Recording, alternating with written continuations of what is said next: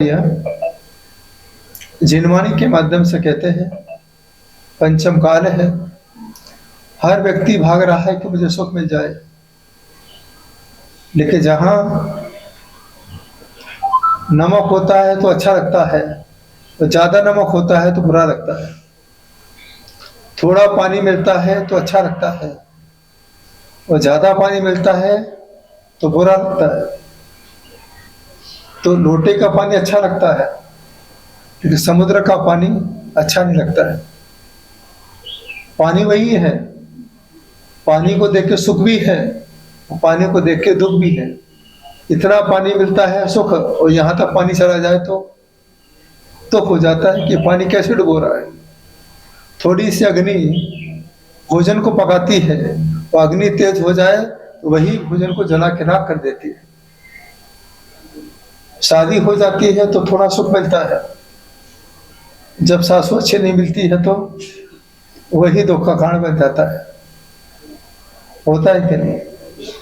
पति दो शब्द बड़े प्यार से बोलता है तो अच्छा लगता है, रात को लेट आता है, बात नहीं करता है तो वही दुख लगता है। तो जैन आचार्य कहते हैं अनादि काल से सुख भी मिला, अनादि काल से दुख भी मिला, लेकिन अनादि काल से जैन कुल नहीं मिला।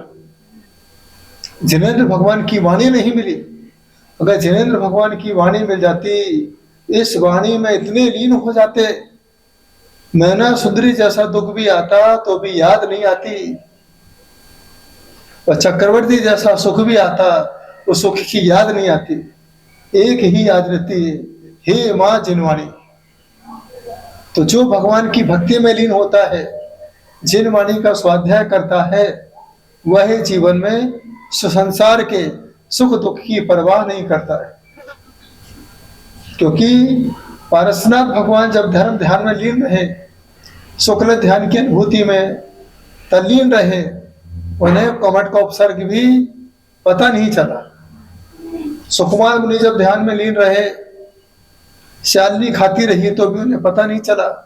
गज कुमार मुनि के सिर पे सिगड़ी रख दी, फिर भी उन्हें पता नहीं चला, कि उनको एक ही पता था, और जिसका पता साथ में लेके चल रहे थे उन्हें मालूम था कि जिसका पता मुझे मिल चुका है, बस मुझे उसी पते पे चलना है। तो कितनी बड़ी बात जैन आगम कहता है, जब हम घर से निकलते हैं तो दूसरे के घर का पता लेके निकलते हैं।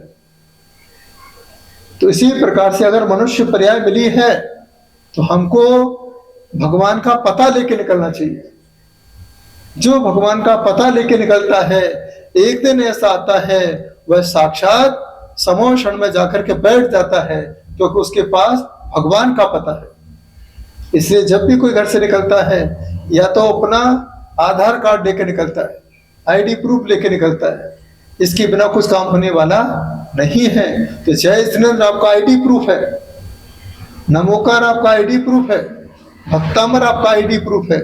बाकी शरीर तो हाड़ मांस का है, या शरीर अशुद्ध है, सबके जैसा शरीर है, उसके शरीर में और अपने शरीर में कोई अंतर नहीं है। डॉक्टर सबको एक जैसी दवाई देगा। खांसी है तो जैन, हिंदू, मुस्लिम, सिख, ईसाई सब एक ही दवाई देगा। बुखार आ गया है, एक ही जैसी गोली देगा। तो डॉक्टर हर धर्म को एक जैसी दवाई देता है, लेकिन जैन धर्म का तीर्थंकर जो भव्य जीव होता है, जो सम्यक दर्शन को प्राप्त करने वाला होता है, उसी को ही सम्यक औषधि देता है। मिथ्या औषधि शरीर को ठीक करती है, और सम्यक औषधि आत्मा को परमात्मा बनाती है। तो सुख दुख की परवाह मत करो, एक ही परवाह करो, कहीं मेरा जैन धर्म न छूट जाए, कहीं मेरा मंदिर न छूट जाए।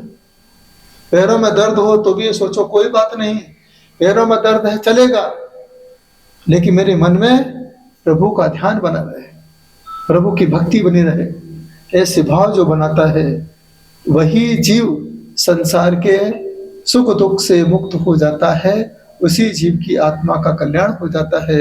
यहाँ पर यही आचार्य परमेष्ठी कह रहे हैं कि स्वर्ग की इच्छा करने वाले मरने के बाद स्वर्गवासी हो जाते हैं।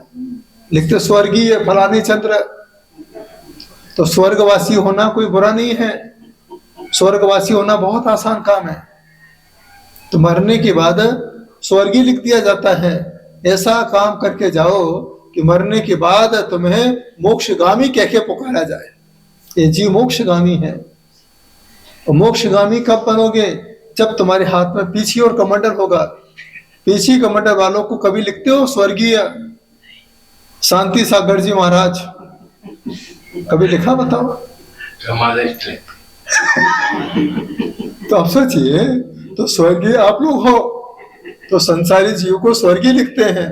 जिसके हाथ में पीछी और कमंडल आ जाता है वह आत्मा मोक्षगामी हो जाता है। कम से कम 7 से 8 भाव में वह जीव निर्वाण पद को प्राप्त हो जाता है।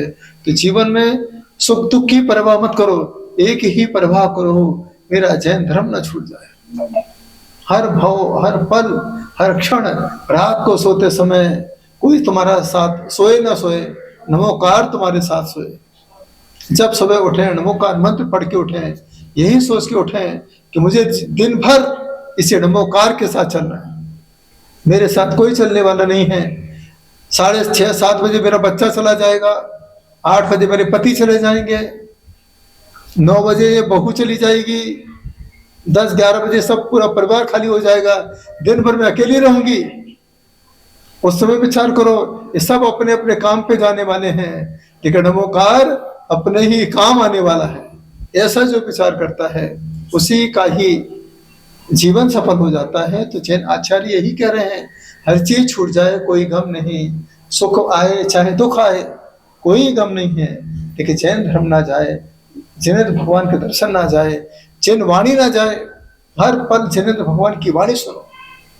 जो जिनेंद्र भगवान की वाणी को आज सुनता है, एक दिन ऐसा पुण्य आता है वह साक्षात समोषण में जिनेंद्र भगवान की वाणी को सुन लेता है। इतना पुण्य जीव का जागृत हो जाता है। तो यह भाव अपने मन में बनाओगे तो नियम से तुम्हारी आत्मा का कल्याण हो सकता है।